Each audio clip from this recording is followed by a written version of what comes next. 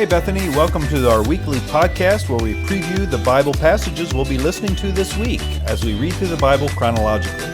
And if you miss a day, just pick it back up. We're walking through the Bible together in 2026.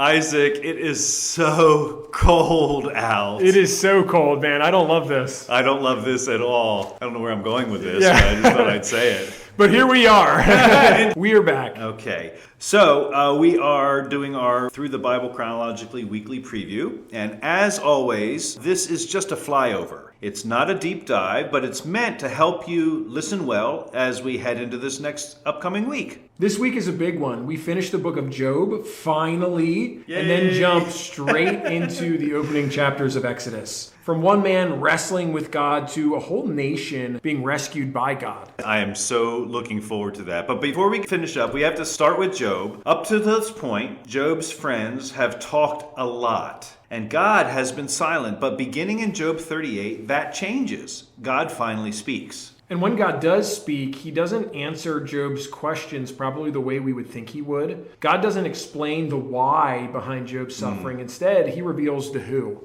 God takes Job on a tour of creation. The oceans, the stars, the wild animals, even chaos itself. And the message is basically, Job, you're not the center of the universe. And I know that's a lesson I need to hear. Yeah, definitely. For me too. But there's a bit of sarcasm here too. God says, where were you when I laid the foundations of the earth? I don't think anybody wants God to ask him that. But we see that, hey, Job, you're just asking the questions that are way above your pay grade. And that's the turning point. Job realizes something profound. He says, surely I spoke things that I didn't understand. He wasn't in sinful rebellion, just overconfidence. He thought clarity would bring him peace, but what he really needed was humility and trust. So before we close the book, let's look at some of these big themes that we see throughout Job. First, God is sovereign, even when life feels chaotic. God never loses control, even when he doesn't explain himself. Second, suffering is not always connected to personal sin. Job blows up the tidy equation that says good things happen to good people. Third, God welcomes honesty, but not arrogance. Job speaks honestly. So do his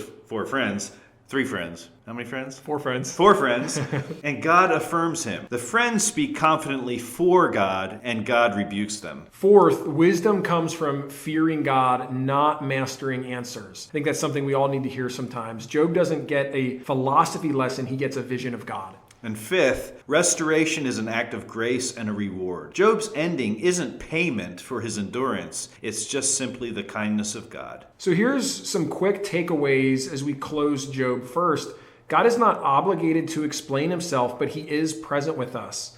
Secondly, faith can coexist with confusions at times, and for many of us, that will be our experience. Third, good theology can still hurt people if it lacks compassion. Or is misapplied. Or is misapplied, yeah. Fourth, humility matters more than certainty, even though that's not something we're going to enjoy all the time. And then finally, God's character, not our circumstances, is the foundation of trust. And so if you ever wondered whether the Bible makes room for hard questions, Job answers that with a resounding yes.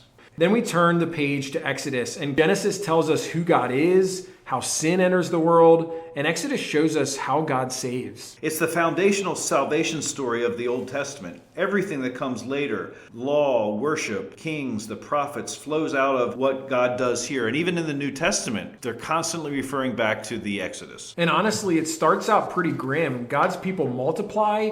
We see Pharaoh panics in this story, and then oppression sets in. Slavery becomes the policy. But God is already at work. He uses Hebrew midwives, a floating basket, a reluctant shepherd with a speech problem. This is classic God uses ordinary people stuff. Yeah, really actually similar to the sermon series we're in. Absolutely. But then we see the plagues follow, not random disasters, but targeted judgments against Egypt's gods and what they would have believed. God is saying, I am alone, the Lord. But then we get to the Passover in chapter 12. It's one of the clearest gospel pictures in the Old Testament. Judgment comes to every house. No one's exempt. Just as we understand sin and judgment under the gospel, the only protection is the blood of a substitute. And just like nothing can save us apart from Christ, Christ, so none of the previous plagues free the Israelites. Only the death of the firstborn brings freedom, as the death of God's only Son frees us. And it's not about being Israelite enough. It's about trusting God's provision. Judgment passes over wherever the blood applies. Even Egyptians arguably participated in this, and forgiveness is given. This is why the New Testament keeps coming back to this moment. It's salvation by grace through faith, before Sinai, before the law, before obedience. Exodus doesn't start with commands. It starts with a rescue. So again, as you listen this week, you're moving from a man learning to trust God without answers to a people learning to trust God for deliverance. From questions in the whirlwind to salvation through the blood. And in both stories, the message is the same. God is faithful even when his ways are mysterious to us. So as you listen this week, pay attention not just to what God does, but who he shows himself to be.